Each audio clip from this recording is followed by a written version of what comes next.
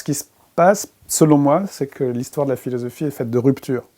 Mais des ruptures qui sont aussi des liens, comme des parricides un petit peu.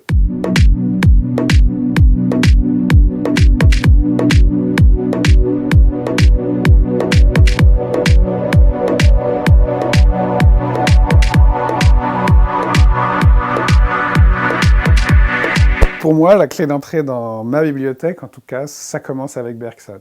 Bergson, c'est celui d'où partent à la fois la philosophie française du XXe siècle, qui est située par là, et la philosophie de la vie contemporaine qui va d'ici à là-bas, on y reviendra tout à l'heure. Mais Bergson, pourquoi ? Parce que c'est celui qui a redécouvert la question de la vie sous ces deux aspects. La vie comme contrainte, comme besoin, comme souffrance aussi, comme mort même, à travers, et qui nous impose de répondre à des contraintes, et par exemple pour lui avec l'espace, la science, qui sont des moyens de répondre aux urgences vitales, mais aussi la vie comme vie individuelle, temporelle, créative et active. Alors si je devais en choisir un pour vous, il y aurait beaucoup de choses. Il y a cet exemplaire de La pensée et le mouvant qu'on m'a offert, qu'un ami m'a offert avec une générosité inouïe.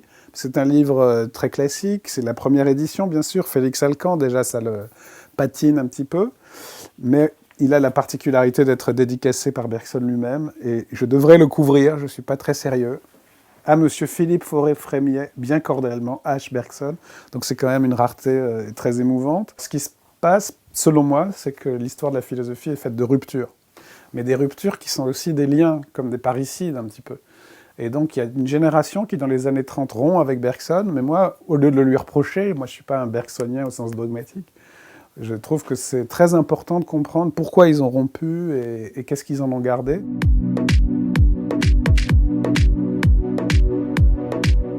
Sartre était entré en philosophie par Bergson, mais avec Politzer, il le critique. Pourquoi ? Parce que pour Politzer, Bergson est un penseur abstrait de la vie. Il pense la vie en général. Or, ce qu'il faut comprendre, c'est la vie humaine singulière, ce que Sartre va appeler l'existence. Donc Sartre, en 1943, publie « L'être et le néant ». Et là, j'ai la chance d'avoir une édition non seulement originale, mais reliée par Gallimard et numérotée, que j'ai malheureusement, j'étais tout jeune étudiant quand je l'ai trouvée, et malheureusement, j'ai pris des notes dessus au stylo, et j'ai massacré cette édition qui est d'une rareté inouïe, qui est dans les éditions reliées, décorées de Gallimard à l'époque.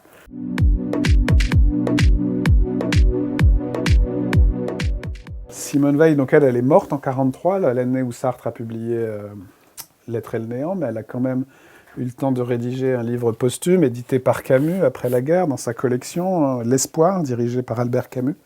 Moi, là où je suis un peu bibliophile, c'est quand même, j'ai besoin des éditions dans leur contexte. Alors Simone Weil, c'est une philosophie extrêmement importante qui va jusqu'au bout du malheur et de la joie humaine. Mais simplement, c'est vrai que moi, je la quitte à un moment, au moment où elle va du côté de la transcendance. D'ailleurs, je suis un peu comme Camus de ce point de vue-là. L'existence humaine n'a de sens que par rapport à quelque chose qui la dépasse, hein, un bien ou une force qui la détruit, mais quelque chose en tout cas de transcendant. Par exemple, pour Simone Weil, on est en contact avec notre âme et ceux qui désirent le bien. Mais pour atteindre le bien, il faut se défaire de tout ce qui est notre âme individuelle. Il faut se décréer. Ça peut être très violent. Elle est à côté de Sartre, ça peut surprendre, mais pour moi, un moment philosophique, c'est justement des figures opposées dans une même époque.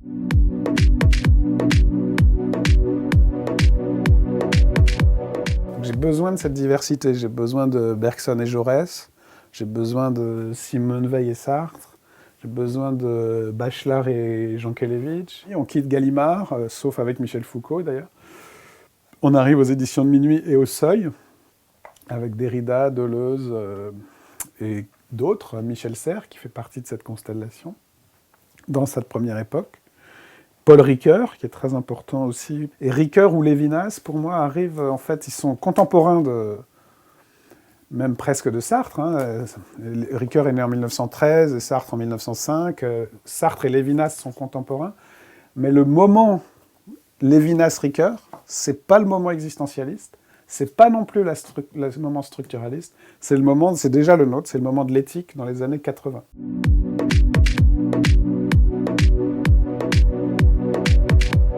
Moi, je définis le moment présent par la vie et la justice.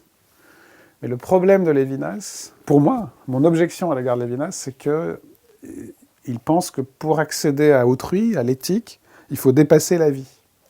Parce que la vie, c'est la guerre. Il était aussi très marqué par le nazisme, qui avait récupéré le vitalisme. Et il pensait, par exemple, que pour respecter un être humain, il faut sortir de la vie, parce que sinon la vie, c'est chacun pour soi, la vie, c'est la guerre. Et le visage, c'est justement pas, il dit tout le temps, le visage, c'est pas la face du corps. Le visage, c'est l'esprit, c'est la transcendance. Et pour moi, non, moi je lui fais la même objection que lui faisait Derrida, c'est-à-dire si on dit tu ne tueras point, c'est bien parce qu'on est mortel. Donc l'éthique doit sortir de la vie. Donc moi, de Lévinas, je garde l'éthique, mais je cherche à la voir surgir de la vie. Et je suis beaucoup moins... Je dirais pas que Lévinas est optimiste, hein. Il a connu la guerre, il a perdu toute sa partie lituanienne de sa famille dans le génocide, mais malgré tout, il a du mal à expliquer la résistance de l'homme à l'éthique, que Bergson a très bien expliqué aussi avec la clôture. Et donc, pour moi, dans la vie, il n'y a pas que l'éthique, il y a aussi la force, la clôture, la haine. Il n'y a pas que l'amour, il y a la haine. Et donc, je suis beaucoup plus... Voilà, vous disiez tension, polarité. La psychanalyse est passée par là. Lévinas cherche à fonder l'éthique. Moi, je cherche à la décrire dans son combat avec son contraire.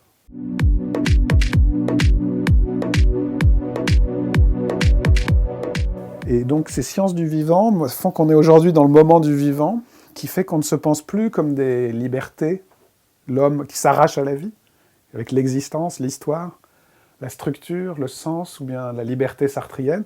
Mais nous devons comprendre tout ça à partir du vivant, à partir de la biologie, la médecine, mais aussi la psychanalyse, qui nous montre que nous sommes des vivants avec un psychisme, avec des relations, que les relations sont au cœur du vivant.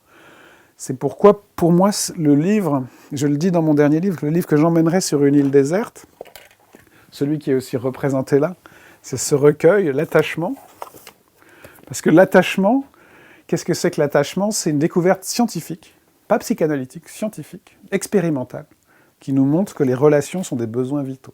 Qu'un nourrisson peut se laisser mourir de faim s'il est privé d'attachement. L'attachement est le point de contact entre ces deux rayons-là, qui sont plutôt la psychanalyse, et ces deux-là, qui sont plutôt philosophie de la médecine et philosophie politique contemporaine.